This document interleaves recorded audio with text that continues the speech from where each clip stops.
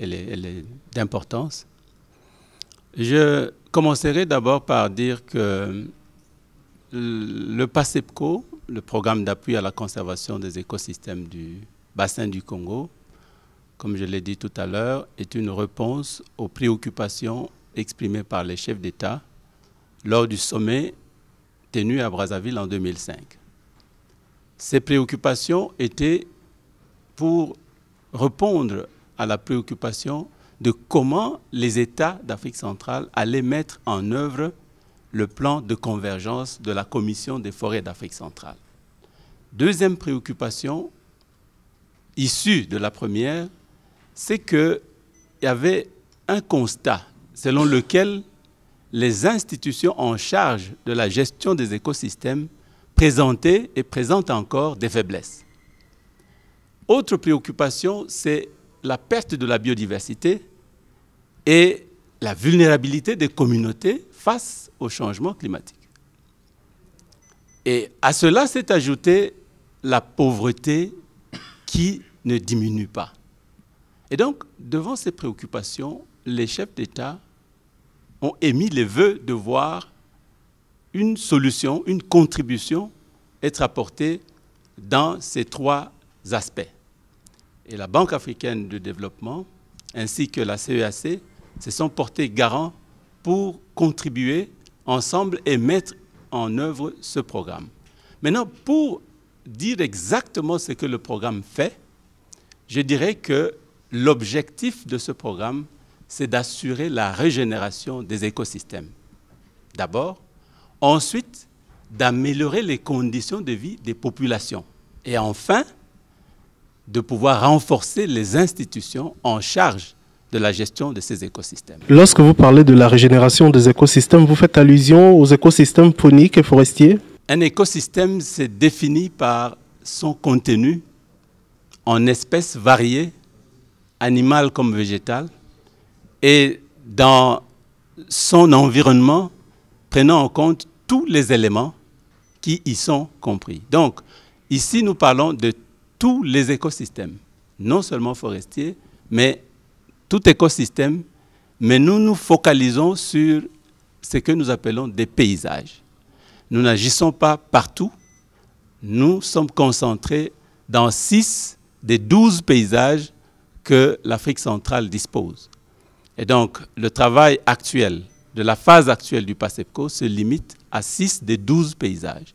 C'est donc un travail de changement au niveau de 50% des paysages de la sous-région. Quand vous parlez des paysages, vous faites allusion à quoi? Quand je parle de paysages, je fais allusion à des espaces qui ont été définis selon leur potentiel et leur richesse en ressources naturelles. Et donc, ces espaces ont été définis pour ne pas seulement contenir les animaux et les plantes, mais également pour prendre l'homme dans son contexte.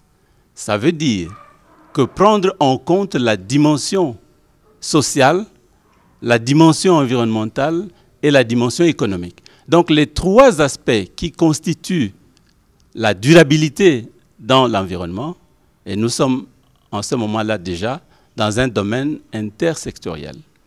Et quand nous sommes dans l'intersectoriel, il y a plusieurs considérations à prendre. Donc le paysage contient les aires protégées, les paysages contiennent les communautés, les paysages contiennent toutes les variétés écologiques. C'est cela que nous appelons paysage, en français facile. Alors, Monsieur Nyanongo, que diriez-vous du braconnage sauvage dont sont l'objet les parcs nationaux des pays de la zone CEAC? Parce que nous avons constaté que le braconnage a pris d'autres ampleurs. Non seulement que ça agit sur les animaux, mais aussi sur les populations riveraines qui vivent autour ou dans les parcs.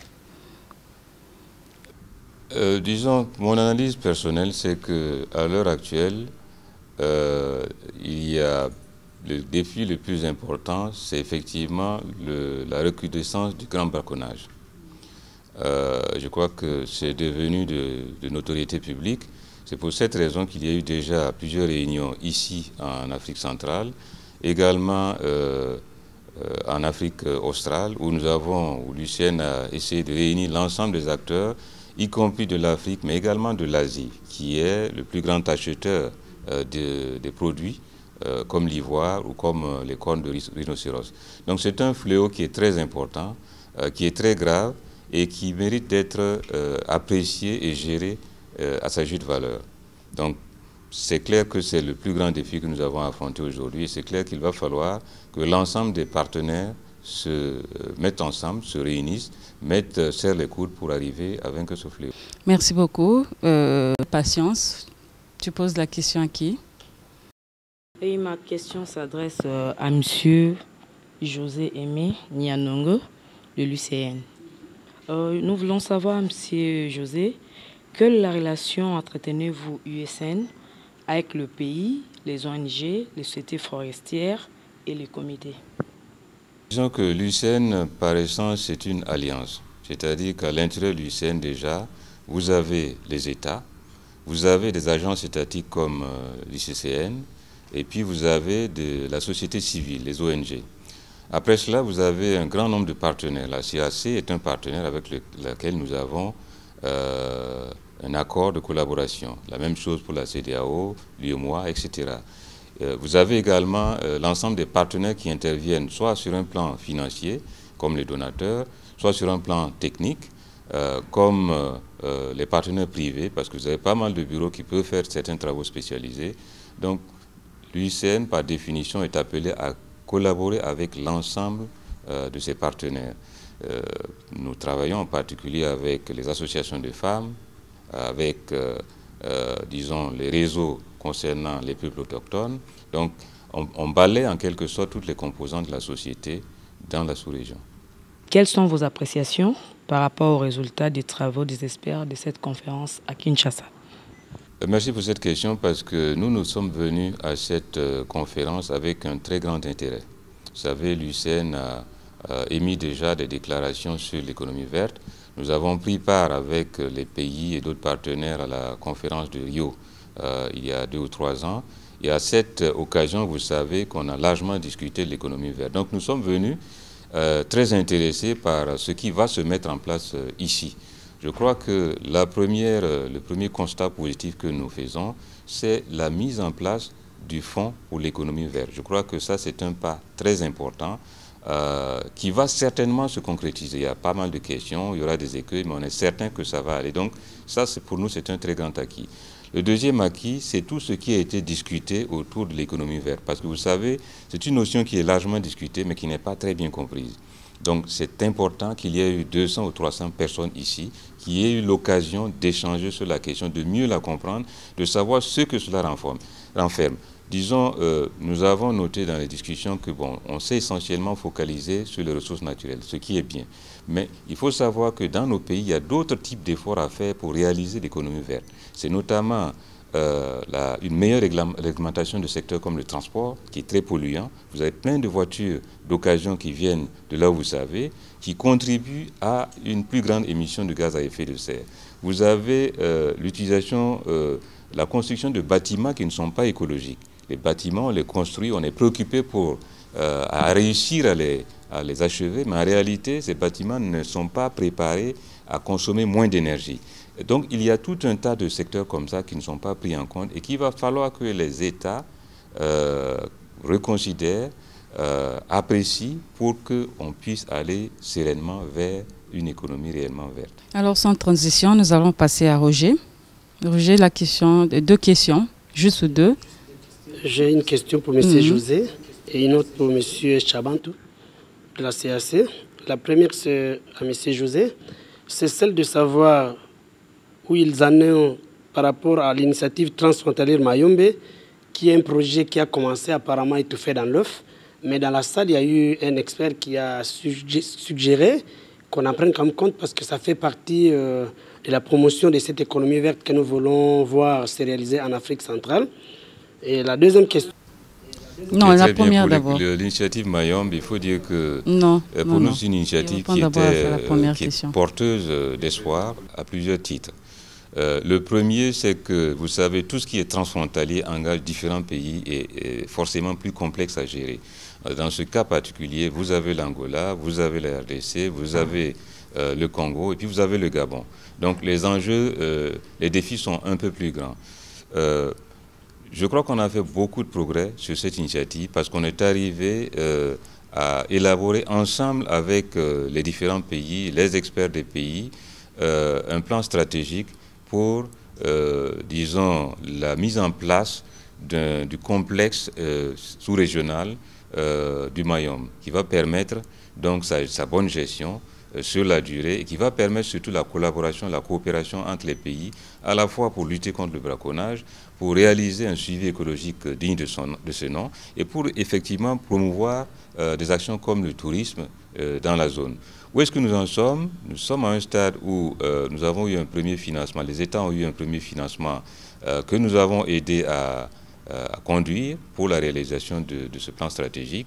Nous sommes maintenant à un stade où il est question de faire en sorte que les États se retrouvent, décident d'abord de leur propre contribution, et ce n'est pas une grande inquiétude parce que ces États ont déjà contribué par le passé pour cette initiative, donc on est relativement serein, mais il nous faut de plus grands financements pour réaliser complètement cette initiative, et c'est sur ce travail-là que nous sommes actuellement. La dernière question, je la pose à M. Chabantou. La faune et la flore s'intègrent. Quelle est la politique de la CAC pour amener les hommes finalement à s'intégrer afin que l'économie verte devienne réellement une réalité en Afrique centrale? Merci beaucoup, Roger, pour la question. La faune et la flore s'intègrent. Et comment faire pour que l'homme puisse s'impliquer dans la même dynamique? Bon, de toutes les manières, je pense que c'est la préoccupation que les gestionnaires de ressources, c'est l'une des préoccupations que les gestionnaires de ressources doivent avoir. Parce qu'on ne pouvait pas gérer convenablement ou mettre en valeur convenablement la ressource que vous avez sans qu'il y ait une bonne politique de gestion. Et l'homme est au centre de tout parce qu'on sait que les ressources naturelles, la faune, la flore, comme vous dites, pour qu'ils puissent faire levier pour qu'ils puissent au moins être soumis à une gestion durable, il faut que l'homme lui-même, l'exploitant, puisse avoir cette préoccupation. Donc, parce que c'est l'action anthropique. Donc, c'est l'homme qui vient détruire, ce qui est là. Et tant que l'homme puisse avoir déjà cette préoccupation de pas pour pérenniser la ressource, donc il va faire cette gestion-là de manière durable. Bon, donc pour la CEAC et ces postes-là, on a dit la politique environnementale qui a été mise en place, elle est répartie selon les préoccupations des États. Et quand nous prenons l'axe lié à la ressource forestière, ça prend en compte toute la biodiversité. Et si nous parlons des aires protégées, et comme les prédécesseurs ou les collègues ont dit, il faut qu'il y ait une politique où tous les acteurs